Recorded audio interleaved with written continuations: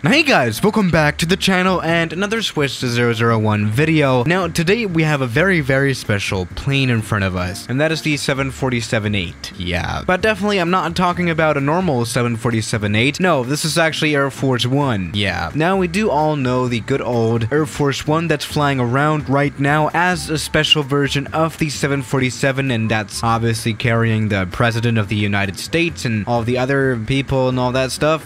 That one of course is over 20 or even 30 years old now, that plane, and of course it has to be replaced with a newer version of the 747, and that's the 747-8, actually the very plane that we have right in front of us. And yeah, this is what the future of the Air Force One could look like in the future. So let's go ahead and see if the 747-8 is somewhat Air Force One proof. Yeah, let's bring this plane to its limits today. And we're starting off at the small airport of Stewart in Canada. I guess that's a place that the president wants to visit as well. I'm not mentioning the name because obviously I don't know who is going to be president by 2024, which actually will be the year where the new Air Force Ones will be flying around. But let's get this plane out of here first and see if this one can fly. But anyway, let's go ahead and get this plane out of here. Okay, let's go for a static takeoff because I'm really not sure, even though, you know, we might just make it. The 747 has very incredible performance, which makes it a very good presidential plane, by the way. See, it is quite a large plane, but you don't need a super huge airport for it, which is really good. But let's go ahead and get this plane into the air. 120 knots. I think we're looking good on this one. There we go. Oh no. I mean, we have to consider that the 747 here right now is loaded very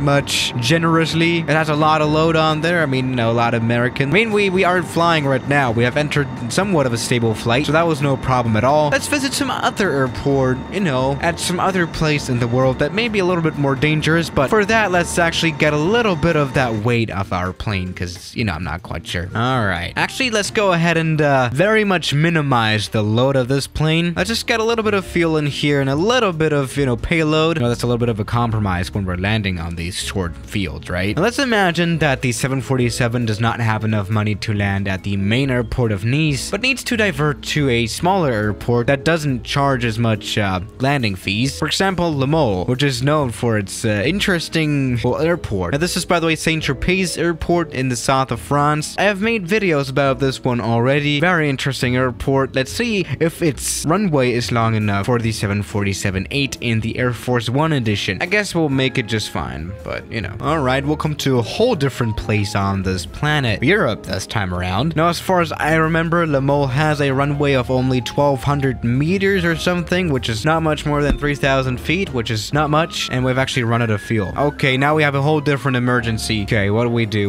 Land in the ocean? Land in the ocean is what we're gonna do. God damn it. That was really unexpected. Maybe I should have gone a little bit easier on reducing the payload, but okay. Let's go ahead and get this plane landed in the water. That's the only thing that we care about, especially doing a smooth landing now is important. Oh no. I've lost the hydraulics of this plane, actually. Oh no. Yeah, see, I've lost the hydraulics of this plane, and there we go. President's dead. Let's go ahead and try this again with a little bit more fuel on board. Alright, we're coming in hot. Let's try getting the most of this landing. Let's try doing this as safely as possible. There we go, but we're looking quite good here on this landing, so no worries at all. Alright, hard landing, but this is required. Let's go ahead and get this plane stopped now.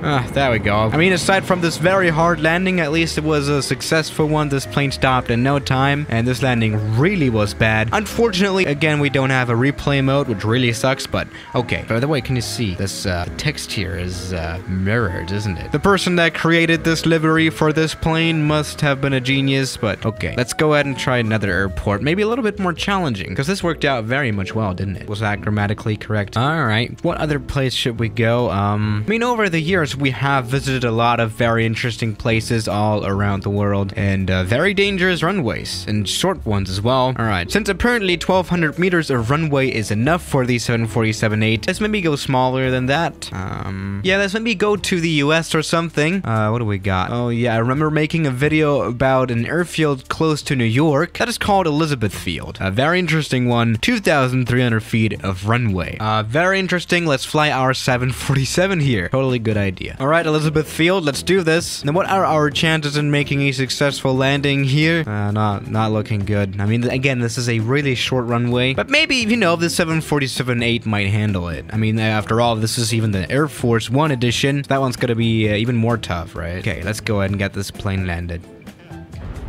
Oh, there we go. I think this could be a successful stop as well. This was not a good landing at all. This would probably get me fired because I think we even damaged the plane on this one, even though we cannot find that out because obviously we don't have a replay mode. But this landing, it worked out. I mean, we've stopped and that's kind of what matters, isn't it? Should we go for a smaller runway? Maybe. And by maybe, I mean, let's do that. Let's go to the Caribbean. Let's, of course, go to St. Bartholomew because that would perfectly fit in here. St. Bartholomew's runway is pretty short, but it's not the shortest runway. It's shorter than Elizabeth Field though, so this can be interesting. All right, let's do this. Now, I'm gonna give this a chance of 50-50 that we'll make it, which is actually quite fair, isn't it?